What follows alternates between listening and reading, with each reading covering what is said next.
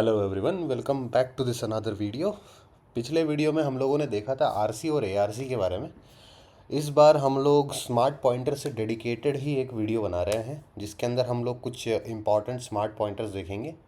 Smart pointers मतलब basically होता क्या है? स्मार्ट पॉइंटर्स कुछ नहीं है, बस एक डेटा स्ट्रक्चर है जो कि पॉइंटर्स की तरह ही इस्तेमाल किया जाता है। बेसिकली पॉइंटर्स वगैरह हम लोगों ने जो सी प्लस प्लस में देखे होते हैं ना, वैसा ही ये होता है। इसके अंदर कुछ एडिशनल फंक्शनैलिटी हम लोगों को मिल जाती है और ओनरशिप मैनेजमेंट से रिलेटेड कुछ फीचर्स मिल जाते हैं।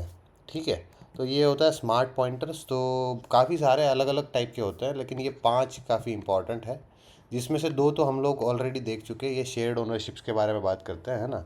ये अगर शेयर्ड ओनरशिप सिंगल थ्रेड में होता है तो आरसी होता है, और मल्टी थ्रेड में एआरसी होता है, राइट। तो अभी ये बचे हुए जो 3 है ना, इन लोगों को हम लोग कवर करेंगे। अगर वो वीडियो नहीं देखा होगा तो वो जाके देख सकते हो तुम लोग। मैं लिंक छोड़ दूंगा उसकी, ठीक है। तो डिस्क्रिप्शन में चेक कर लेना। और अभी देखते हैं हम लोग बॉक्स पॉइंटर के बारे में। तो बेसिकली सबसे पहले जान लेते हैं कि बॉक्स करता क्या है।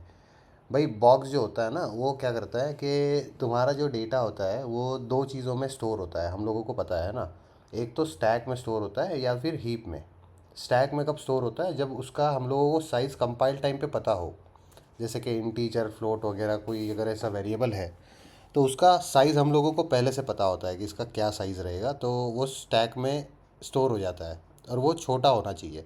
अगर बहुत बड़ा डेटा है और या फिर ऐसा डेटा है जिसका हम लोगों को पता ही नहीं है साइज़ क्या है, तो वो हीप में स्टोर होता है। Heap storage and stack storage का कंसेप्ट हम लोगों को पता है।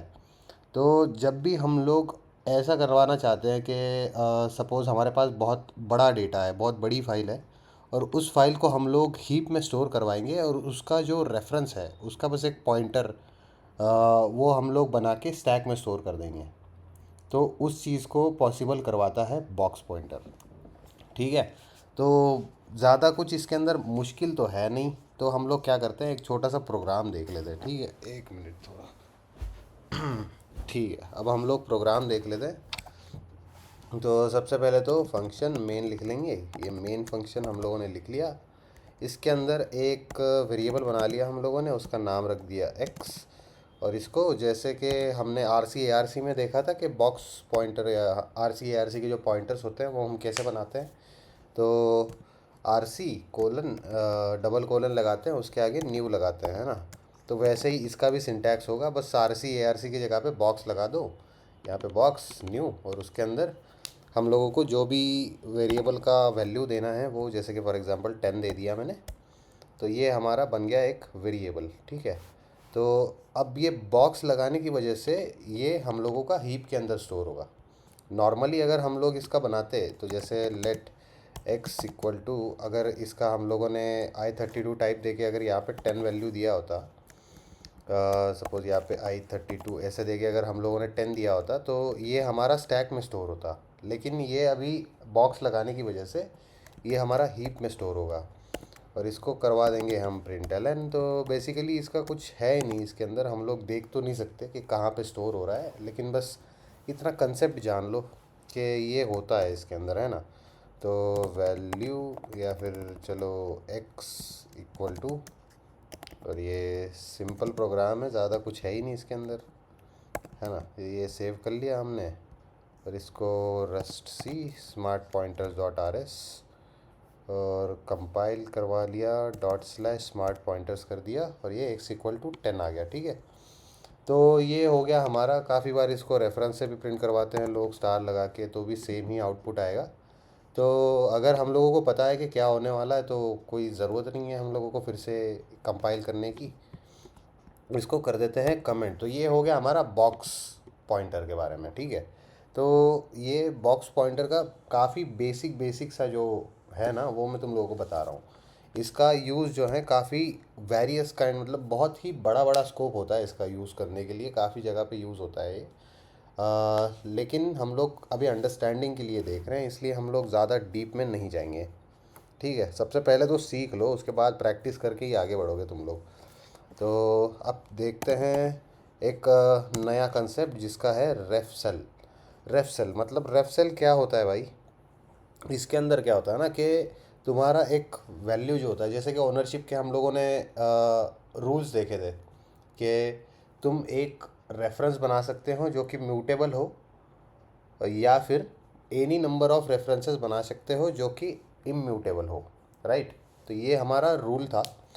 जब भी हम लोग कोई रेफरेंसेस बनाते थे या फिर डेटा को क्लोन करते थे, तो वो सेम काइंड ऑफ रूल्स हम लोगों को पॉइंटर्स के अंदर मिल जाते हैं रेफ सेल के अंदर, ठीक है। तो इसको म्यूटेबिलिटी के अंदर भी हम लोग इस्तेमाल कर सकते हैं, लेकिन फ़िलहाल तो हम लोग एक एग्ज़ाम्पल देख के इसका इस्तेमाल करेंगे। यूज़ std : इसका इसके अंदर होता है आई गेस सेल, और उसके अंदर हम लोगों को मिल जाता है रेफ सेल।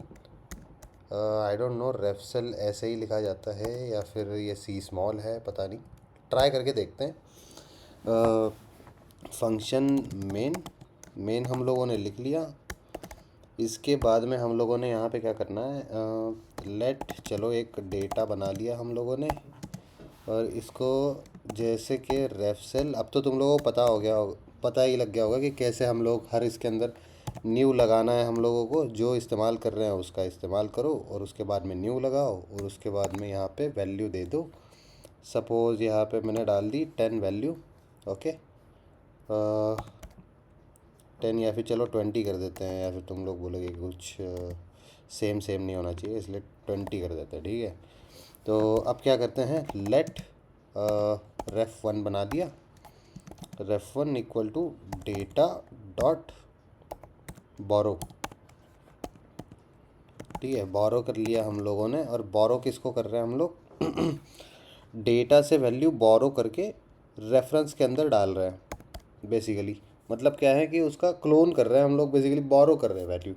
ज़्यादा कुछ इसके अंदर कुछ खास बात हम लोग ऐसा कर नहीं रहे, क्योंकि बोरो मतलब बोरो है यार, ये डेटा का वैल्यू है, उठा के रेफरेंस में ले लो। लेट रेफ 2 बना लिया। रेफ 2 इक्वल टू डेटा डॉट बोरो, ठीक है, 2 रेफरेंसेस बना लिए, दोनों के अंदर हम लोगों ने वैल्यू का रेफरेंस उठा लिया। और यहाँ पे आके अगर तुम प्रिंटलन करवा दोगे तो ये चल जाएगा। रेफ 1 इक्वल टू, क्या हो रहा है आज, मेरा कीबोर्ड इतना थका हुआ है ना। और रेफ 2 इक्वल टू, कुछ बटन तो प्रेस ही नहीं हो रहे भाई, मुझे लगता है लैपटॉप का कीबोर्ड ख़राब हो चुका है। रेफ 1 कॉमा रेफ 2, ठीक है, दोनों को प्रिंट करवा देते हैं ताकि एरर ना आए। फिर भी शायद ये डेटा का कुछ एरर दे सकता है हम लोगों को, क्योंकि उसका इस्तेमाल हम लोगों ने किया नहीं है, पता नहीं, वार्निंग देगा, एरर नहीं देगा। क्लियर करवाएंगे, फिर से रस्ट सी करवाएंगे, वाह वाह, कोई वार्निंग नहीं दिया। और ये ref 1 equal to 20, ref 2 equal to 20 आ गया।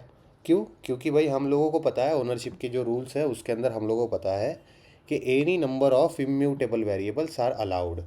बट अगर मैं अभी इसके अंदर एक और म्यूटेबल वेरिएबल बना लूँ, लेट्स से रेफ म्यूट, ये हम लोगों ने बना लिया, और इक्वल टू डेटा डॉट बोरो कर लिया, ठीक है। और यहाँ पे हम लोगों ने लगा दिया म्यूट, ठीक है। और यहाँ पे एक और बार, या फिर इसको कॉपी करके नीचे पेस्ट कर लेंगे, रेफ म्यूटेबल, इसको हटा के रेफ म्यूट, ओके। तो क्या ये वर्क करेगा, देखते हैं। अब देखो मज़ा, देखो तुम लोग भाई, ये कंपाइल तो हो गया, कंपाइल तो ये हो गया, क्योंकि ये जो रेफसेल होता है ना, ये कंपाइल टाइम पे एरर नहीं देता, ये हम लोगों को हमेशा रन टाइम पे एरर देता है। अब इसको अगर डॉट स्लैश करवाऊंगा मैं तो ये पैनिक कर जाएगा, ठीक है। रेफ म्यूटेबल, ये तो फिर भी काम कर गया, ऐसे कैसे? अच्छा, सिर्फ बोरो कर रहे हैं ना, तो म्यूटेबली बोरो करने के लिए अलग मेथड होता है, यस, इसका नाम होता है बोरो म्यूटेबल, ओके। तो अभी ये हम लोगों को प्रॉब्लम देगा। रस्सी करवाया तो कंपाइल तो हो गया, और डॉट स्लैश करवाया तो ये देखो पैनिक हो गया है ना। कभी कभी ये फंक्शंस याद नहीं रहते, इसलिए बीच बीच में थोड़ी गलती हो जाती है, माफ़ कर दिया करो, ठीक है। तो ये हम लोगों का हो गया बोरो म्यूटेबल और बोरो, ये हम लोगों को याद रखना होगा क्योंकि मैं खुद भी भूल गया था यार। और तो यही होता है बेसिकली, रन टाइम पे ये हम लोगों को एरर देता है। अगर हम नॉर्मली इसको बनाते तो नॉर्मली बनाने के वक्त ये हम लोगों को कंपाइल टाइम पे ही एरर दे देता।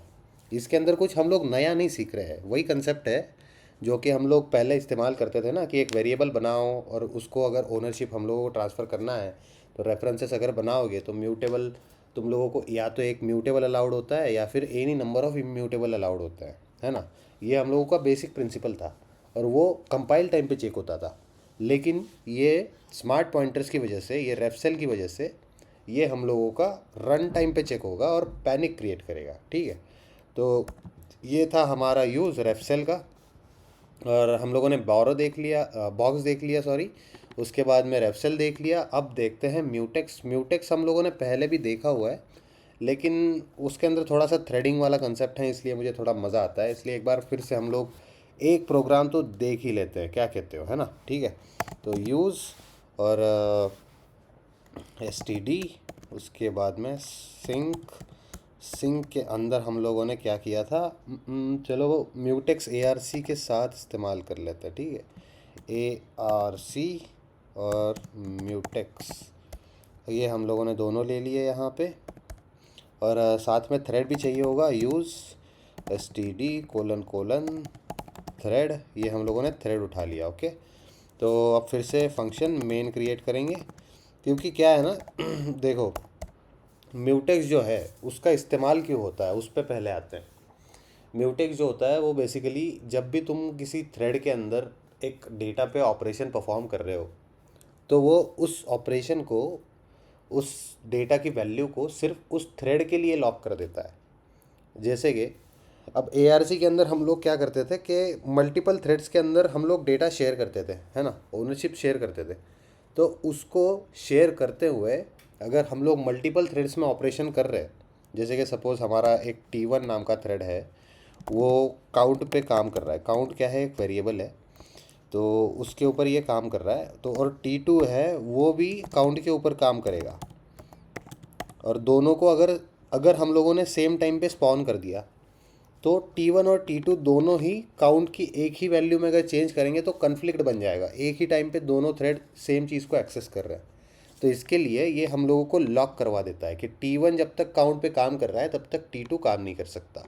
जब T1 का काम ख़त्म हो जाएगा तब T2 काम करेगा, ओके। तो ये बेसिकली लॉकिंग वाला जो सिनेरियो है ना, वो हम लोगों के लिए अवेलेबल करवा देता है और काफ़ी सेफली है। मतलब काफ़ी इंटरेस्टिंग कंसेप्ट है, अगर तुम इसको ध्यान से पढ़ो ना तो मज़ा आ जाएगा बहुत ही ज़्यादा। तो क्या करते हैं, सीधे यहाँ पे काउंटर बना देते हैं हम लोग, वही चीज़ आगे लेके चलते हैं। ARC हम लोगों ने ले लिया, उसके बाद में न्यू लगा के जैसे हमेशा बनाते हैं वैसे, और न्यू करके हम लोगों ने क्या बनाना है, म्यूटेक्स नंबर बनाना है, ठीक है। म्यूटेक्स टाइप का स्मार्ट पॉइंटर भी इस्तेमाल करना है। तो म्यूटेक्स लगा दिया, साथ में न्यू लगा दिया और उसके अंदर वैल्यू दे दी, सपोज़ 10 नहीं 0 लगाएंगे, निगेटिव नहीं पॉजिटिव चलाते हैं, ठीक है। 0 से इंक्रीज़ करवाते जाएंगे तब मज़ा आएगा। तो लेट म्यूटेबल एक वैल्यू बना ली हम लोगों ने, हैंडल्स। पिछला वाला कोड याद होगा तो तुम लोगों को पता चल जाएगा, या फिर चलो पहले थ्रेड बना लेते हैं उसके बाद में ये बनाते हैं, ठीक है। फॉर और अंडरस्कोर इन 0 to 10, चलो 10 थ्रेड चलाएंगे हम लोग। Let counter equal to ARC clone. अब देखो यहाँ पे सबसे मज़ेदार बात मैं कर रहा हूँ यहाँ पे, जो कि मैं एक्सप्लेन नहीं करूँगा, ये तुम लोग ढूंढ के मुझे कमेंट में आंसर देना। अगर तुम लोगों को सही में इंटरेस्ट है ना तो ये ज़रूर ढूंढना। काउंटर यहाँ पे भी बना रहा हूँ, यहाँ पे भी बना रहा हूँ, क्या ये चलेगा? और ऑफकोर्स चलेगा, इसीलिए तो बना रहा हूँ, लेकिन क्यों चलेगा, है ना। ये थोड़ा एक्सप्लेन करके मेरे को बताओ, मुझे भी सुनने दो कि तुम लोग मतलब सही में काम कर रहे होगे या सिर्फ बस वीडियो देख के छोड़ दे रहे हो, ठीक है। तो थ्रेड बनाते हैं पहले, थ्रेड, और उसको क्या करते हैं हम लोग, स्पॉन करवाते हैं। स्पॉन नाम का फंक्शन इस्तेमाल करेंगे, उसके बाद में मूव, डेटा को मूव करेंगे अंदर की तरफ। क्लोजर लगा दिया, क्लोजर लगाने के बाद में ये लगा दिया हम लोगों ने। और यहाँ पे हम लोग क्या करवा देते, प्रिंट करवा देते यूजुअली। तो यहाँ पे क्या करवाएंगे, लेट म्यूटेबल, एक हम लोगों ने नंबर नाम का एक वेरिएबल ले लिया, ठीक है। तो काउंटर को क्या करना कर देंगे, लॉक, लॉक और डॉट अनव्रैप, अनव्रैप, ठीक है, अनव्रैप करवाना पड़ता है। तो ये करवा के हम लोगों ने क्या कर दिया, अब ये जो काउंटर है ये हम लोगों का नम के अंदर इसका इंस्टेंस आ गया, मतलब बेसिकली उसको क्लोन कर लिया हम लोगों ने लॉक करके। तो ये नम के अंदर हम लोग अभी जो भी ऑपरेशन करेंगे वो डायरेक्टली होगा काउंटर के अंदर, ठीक है। तो इसको अभी हम लोगों ने नम प्लस इक्वल टू 1 करवा देंगे। चलो 1 से इंक्रीमेंट करवा दिया, लेकिन इसके रेफरेंस में करवाते हैं, ठीक है, रेफरेंस में करवाते हैं और सेमीकोलन लगा देते हैं, ठीक है। तो ये हमारा थ्रेड बन गया।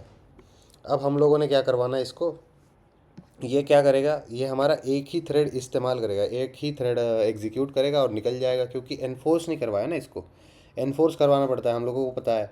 तो एनफोर्स करवाने के लिए यहाँ पे हम लोग जो बना रहे थे, let handles, handles equal to weak, और यहाँ पे लगा दिया ये मैक्रो एम्प्टी वेक्टर बना दिया है हम लोगों ने। इसको म्यूटेबल बनाना पड़ता है क्योंकि इसके अंदर वैल्यू पुश करने वाले हैं हम। तो यहाँ पे हैंडल्स डॉट पुश, पुश करवा दिया। एक तो ऐसे करवा सकते हो या फिर late handle equal to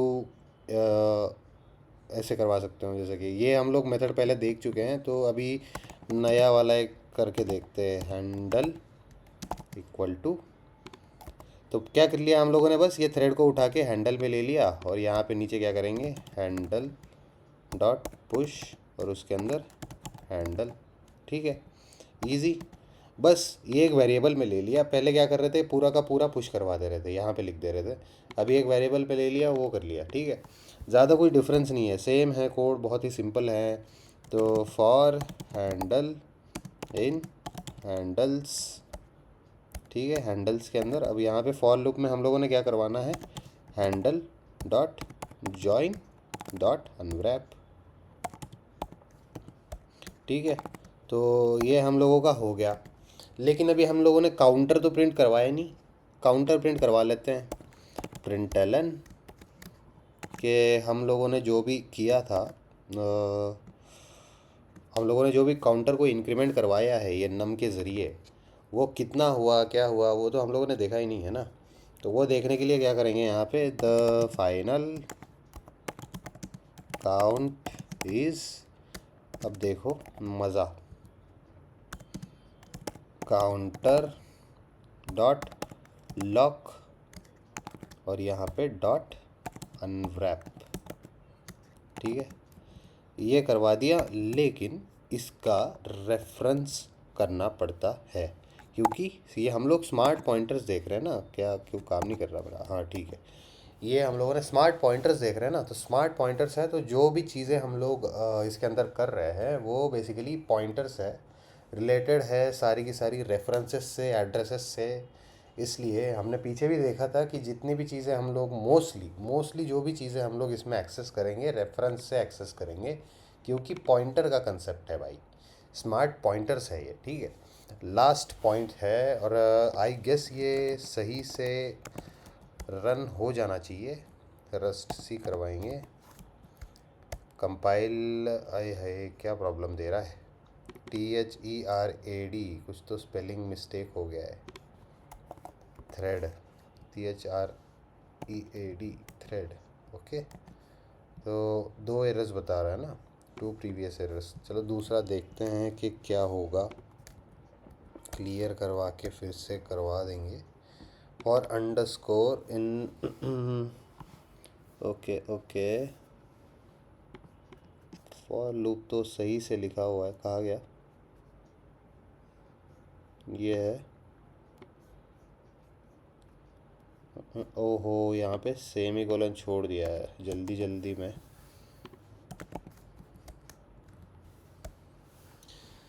low भाई हो गया। और स्मार्ट पॉइंटर्स देखो, फाइनल काउंट इज हो गया 10, ठीक है। क्योंकि 10 थ्रेड चलाए हम लोगों ने, 10 के अंदर हमने चेंजेस किए नम के अंदर, लेकिन उसको लॉक कर रखा था, इसलिए हमारे सारे के सारे जो चेंजेस हमने डेटा में किए वो शेयर हो गए हमारे। और शेयर होने के बाद में हमारा जो काउंटर था, जो कि इस 10 के 10 थ्रेड में हम लोगों ने शेयर किया, समझ में आ रहा है कि एक काउंटर बनाया हम लोगों ने मेन थ्रेड के अंदर, मेन में लिखा हुआ है ये, और यहाँ पे हम लोग थ्रेड बना के स्पॉन करवा रहे हैं, ठीक है। तो ये जो काउंटर है ये हम लोगों ने इन थ्रेड्स के साथ शेयर किया और हर एक थ्रेड ने इसको इंक्रीमेंट किया, तो एंड में हम लोगों को मिल गया काउंट इक्वल टू 10, क्योंकि 10 काउंटर्स ने, 10 थ्रेड्स ने इसको एक एक बार इंक्रीमेंट किया, तो 10 हो गया फाइनल। तो ये था हमारा प्रोग्राम, बेसिकली स्मार्ट पॉइंटर्स का कंसेप्ट। हम लोगों ने ये दो पहले ही देख चुके हैं, इसलिए हम लोग इनको फिर से वापस नहीं देखेंगे। लेकिन अगर तुम लोग पहली बार ये वीडियो देख रहे हो तो उसका लिंक मैं दे दूँगा, ठीक है। तो बॉक्स, रेफसेल और म्यूटेक्स का कंसेप्ट हम लोगों ने देख लिया है, और भी कुछ स्मार्ट पॉइंटर्स है। अगर तुम लोगों को वो देखने में इंटरेस्ट है तो मुझे बताना, अगर नहीं है तो ठीक है, आगे बढ़ जाते हैं हम लोग, ठीक है। मिलते हैं अगले वीडियो में, तब तक के लिए बाय बाय।